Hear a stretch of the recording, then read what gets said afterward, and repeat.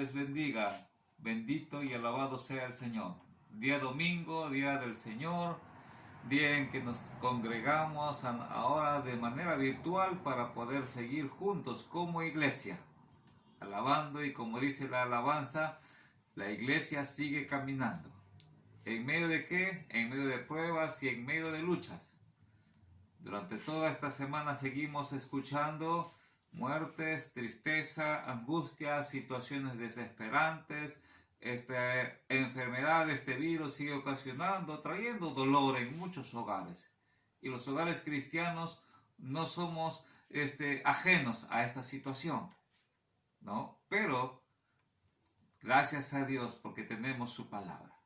La palabra de Dios, la Biblia, es la que es la fuente inagotable de bendición para nuestras vidas. Sucede que después de que perdemos un familiar o tenemos un familiar enfermo, como cristianos, muchas veces después viene el desaliento, viene el desánimo, hasta nos enfriamos para buscar las cosas del Señor. Pero gracias a Dios por su palabra.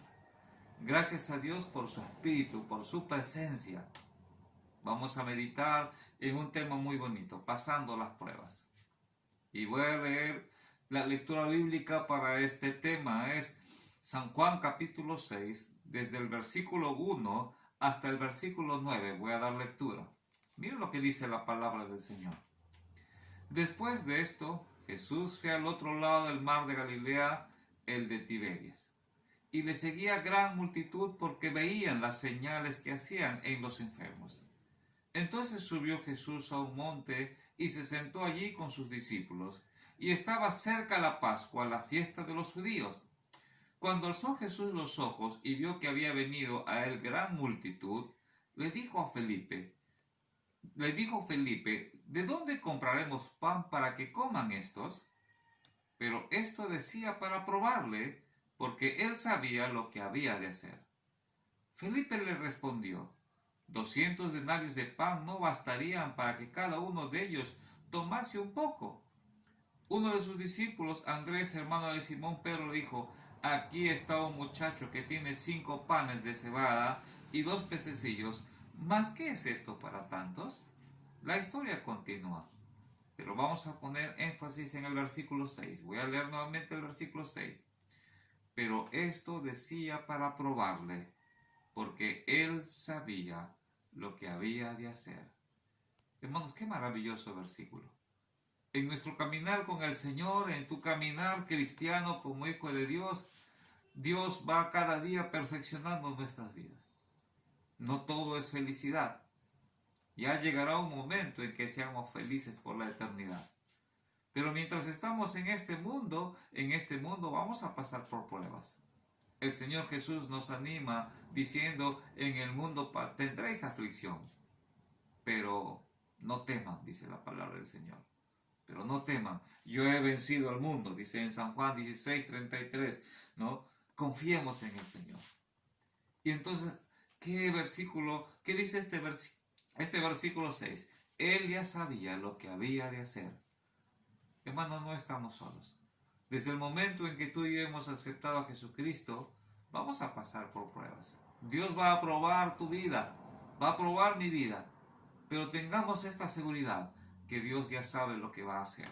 Dice la palabra de Dios en San Juan 11:4, ¿no? Cuando Marta y María le dijeron, ven pronto que Lázaro está enfermo, Jesús dijo, ya, voy a ir, ¿no?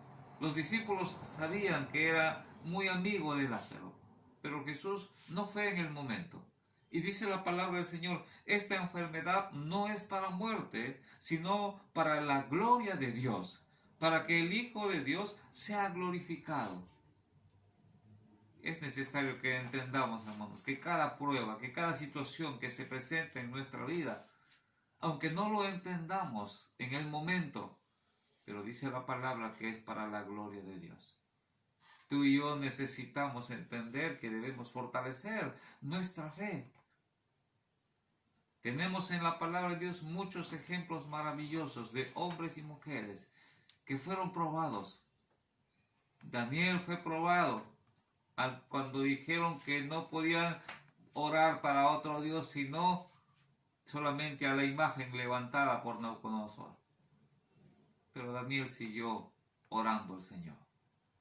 Fue lanzado ahí a las fosas de los leones, pero salió victorioso, porque el Señor estaba con él, a través de su presencia de ángeles. Sadrach, Mesach fueron probados, dice la palabra, pero no se doblegaron también ante la imagen de Nabucodonosor. Pero Dios estuvo con ellos. ¿Qué dijeron ellos? Nuestro Dios nos puede librar de ese horno.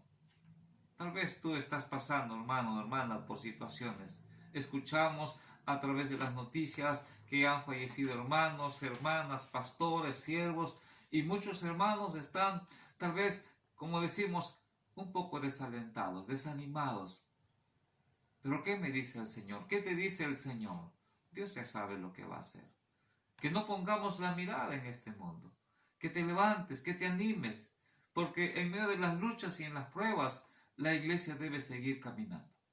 Y como dice la alabanza, nada le detiene para predicar. Tenemos en la palabra de Dios pruebas que Dios nos va a mandar. El ejemplo hermoso que tenemos de Abraham. Abraham es el padre de la fe, dice la palabra. Y por la fe de Abraham, muchas familias, tú y yo somos bendecidas, dice la palabra, porque Dios cumple esa promesa con Abraham.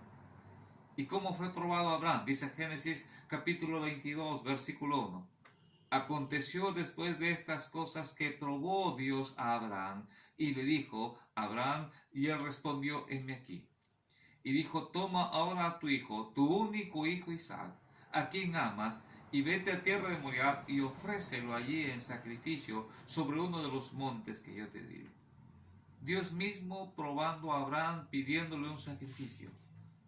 Tal vez si Dios nos pide eso a nosotros no lo haríamos, porque nuestra fe muchas veces está debilitada.